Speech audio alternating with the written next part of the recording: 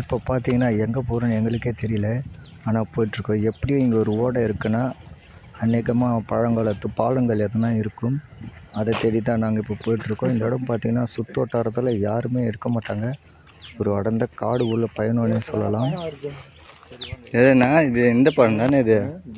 பூ எடுக்குது. இது சேர பையன் பையன் இவர் தான் பார்த்தீங்கன்னா சங்கரண்ண. இப்போ நாங்கள் 2 பேர் வந்து பழங்காலத்து ஓடையை நோக்கி பயணம் செஞ்சிட்ருக்கோம். அநேகமாக இந்த ரோட்டில் யாருமே வந்திருக்க மாட்டாங்க போல இருக்குது. ஆனால் நல்ல ஒரு ஆக்சிஜன் கிடைக்கக்கூடிய ஒரு இடமா தான் இருக்குது. இத்தனை நாளாக திருவள்ளூரில் இருந்தும் நமக்கு இந்த இடம் தெரியாமல் போச்சுன்னு ஒரு மைல்டாக ஃபீலிங் இருந்தது. ஆனாலும் பரவாயில்ல, இது வந்து கழனிகள் தோப்புகள் இருக்கிற இடம்னு நினைக்கிறேன். இங்கே ஓடை பக்கத்தில் இருக்கிறதுனால வந்து நல்லாவே பயனுள்ளதாக இருக்கும். இங்கே ஃபுல்லாக பார்த்திங்கன்னா ஒரே பனை மரங்கள். அப்புறம் வந்து கிரவுண்ட் வாட்டர் நல்லாயிருக்கும். அதே மாதிரி ஆக்சிஜன் அதிகமாக இருக்கும் இங்கே. ஸோ ஒரு பீஸ்ஃபுல்லாக இருக்கும். பார்த்திங்கன்னா உங்களுக்கே தெரியும், இந்த ஓடை வந்து ரொம்ப பழங்காலத்து ஓடை இது. அநேகமாக இங்கே ஒரு பாலம் இருக்கணும். அங்கே இருக்குதுன்னு நினைக்கிறேன். லைன் வோல்டேஜெலாம் போகுதுனாலே. ஸோ அப்போ அங்கே பம்பு செட்டுக்கு தண்ணி போகும். தண்ணி போகுதுனாலே வந்து பாலம் இருக்கணும். அந்த பாலம் தெரியுதா உங்களுக்கு? இது பாலம் இல்லை. அந்த பக்கத்துலேருந்து இந்த பக்கத்துக்கு தண்ணி எடுத்துகிட்டு வர வாய்க்கால் வந்து ரெடி பண்ணியிருக்காங்க.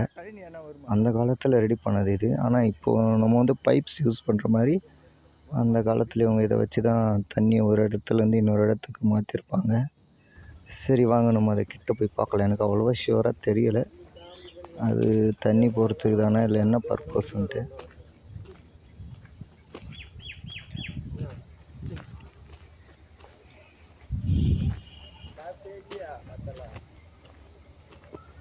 ஸோ இந்த மாதிரி இடங்களில் நீங்கள் வரீங்கன்னா கூட நீச்சல் தெரிஞ்சாலா துணைக்கு யாருன்னா ஒருத்தர் கூட்டுவாங்க. ஏன்னா நீங்கள் தண்ணியை பார்த்த உடனே ஒரு ஆவலில் கிட்ட போவீங்க, சறுக்கி விழறதுக்கு வாய்ப்பு இருக்கிறது.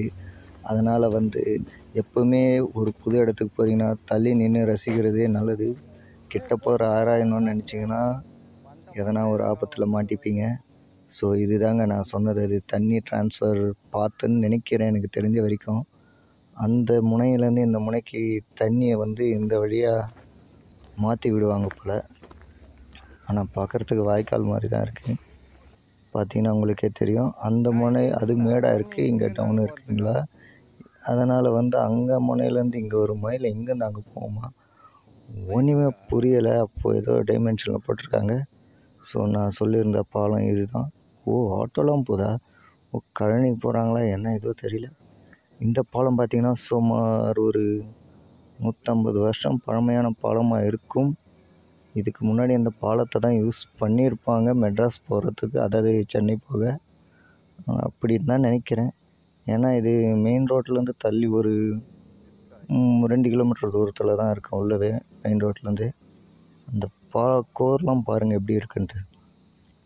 ஸோ அந்த காலம்ஸ்லாம் இன்னும் விழாமல் நல்லா ஸ்ட்ராங்காக இருக்குது.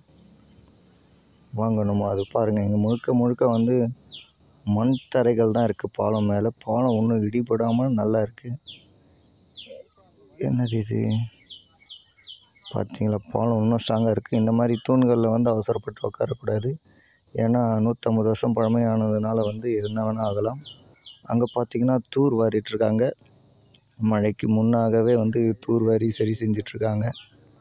ஏன்னா பிரச்சனை எதுவும் வரக்கூடாது அப்படின்றதுக்காண்டி. இந்த நம்ம தூரத்துலேருந்தே தண்ணியை பார்த்துக்கிறது நல்லது.